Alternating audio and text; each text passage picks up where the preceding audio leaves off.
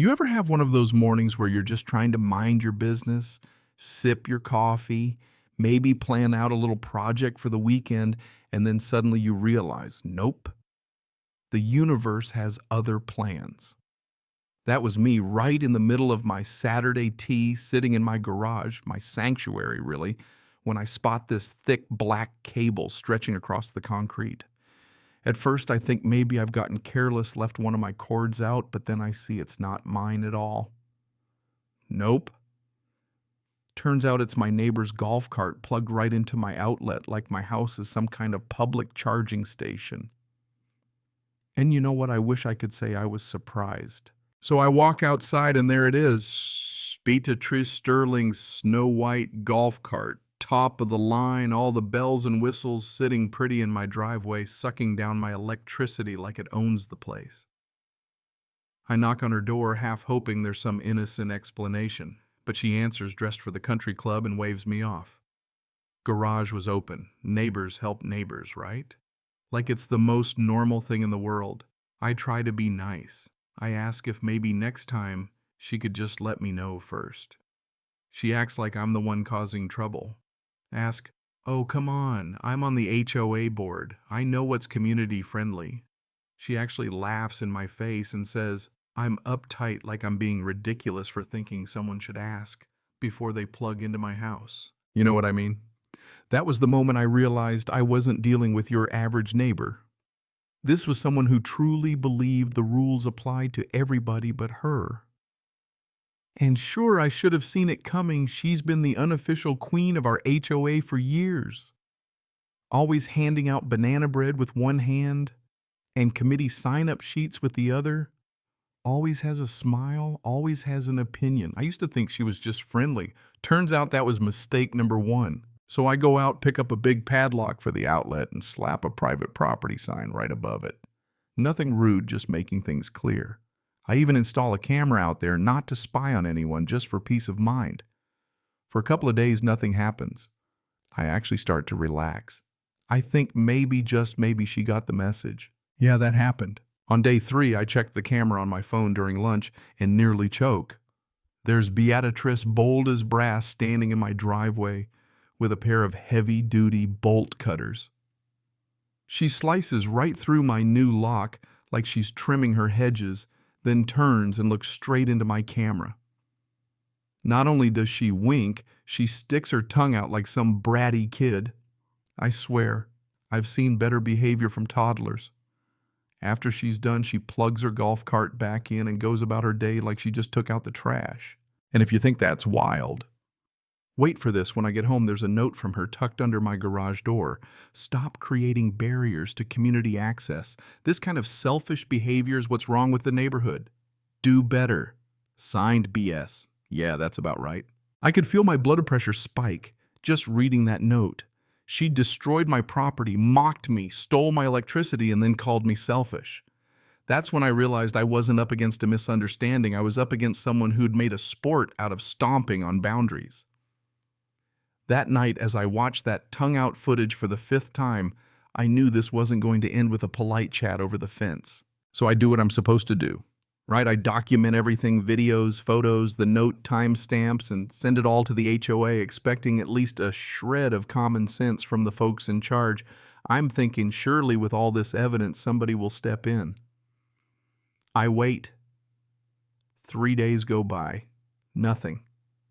Then I get an email, and let me tell you, if you've never been gaslit by a homeowners association, it's an experience. The response is all about counter-complaints, hostile and unneighborly behavior, and how I'm apparently a threat to the harmony of the community. They warn me to reflect on what it means to be a good neighbor and threaten sanctions if I don't improve my attitude. I actually had to sit down and reread the thing just to make sure I hadn't missed some crucial detail, like maybe I'd accidentally filed a complaint against myself.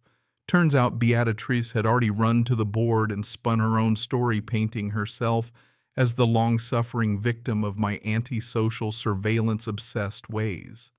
My camera became unwelcome monitoring. My lock was a barrier to cooperation. I realized right then the rules didn't matter, the narrative did. and she controlled the narrative. For about a minute, I thought maybe I should just let it go. Let her have the outlet. Maybe that's what everyone else had done, kept their heads down, tried to avoid drama, just accepted that the system was rigged. But I looked around my garage at all the work and care I'd put into my space and decided, no, I wasn't going to roll over. So I started reading. I read every page of HOA documentation, every bylaw, every boring meeting minute, and every obscure safety regulation. You know what I found buried in the maintenance appendix? A line about mandatory daily power cycling from 6 p.m. to 6 a.m. for electrical safety compliance. Nobody actually does it, but it's in the rules. That's when the idea hit me. If the rules say to cut the power, I'd cut the power. Every day. At 6 p.m. sharp, I'd unplug anything attached to my outlet for exactly 12 hours. I bought a stopwatch, some heavy-duty cords, and a weatherproof notebook. I practiced until I could unplug that outlet on the dot down to the second. The first night at 5:59:30, I stand by the outlet with my stopwatch. Beatrice storms out already looking ready to fight. "What are you doing?" she barks. I tell her maintenance schedule. Power gets cut at 6. Safety first, I give her 5 whole seconds of charge before unplugging with a big helpful smile. Next morning at 5:59:30 a.m., I'm back, notebook and stopwatch in hand. She's there too, arms crossed. Power's back on at 6, I say, and plug her card in for another 5 seconds. I repeat this routine morning and night. 5 seconds. Stopwatch. Smile. The neighborhood starts to notice. People peek out their windows. Some film it and share in the group chat. Pretty soon, I'm the 5-second timer guy. I hear someone say, he's finally giving her a taste of her own medicine. Every time Beatrice tries something new, parking farther away, changing her charging times, I just adjust my routine. Longer cord. No problem. Different schedule, I'm on it. She even files a formal complaint for sustained harassment. I show up to the emergency HOA meeting with every piece of documentation, videos, timestamps, the official maintenance schedule, and a folder of receipts I'd found showing she'd been charging her personal golf cart repairs to the community budget for years. The room is packed. Beatrice puts on a dramatic show about how I've made her life miserable. When it's my turn, I play the video of her with the bolt cutters, the tongue out the note. Then I go through the budget records, unauthorized electrical work, community funds spent on her private upgrades. The board can't ignore it. Within minutes, they vote to remove her, demand reimbursement, and order a full audit. Suddenly, the bully who ruled through fear and fake community spirit is out her golf cart sitting under a dusty tarp, her reputation shot. The whole neighborhood breathes easier. Holiday lights go up, kids play in the yard, people start actually talking to each other again. I should have felt triumphant, right? But honestly, it was more like relief, like a pressure valve released. The war was over.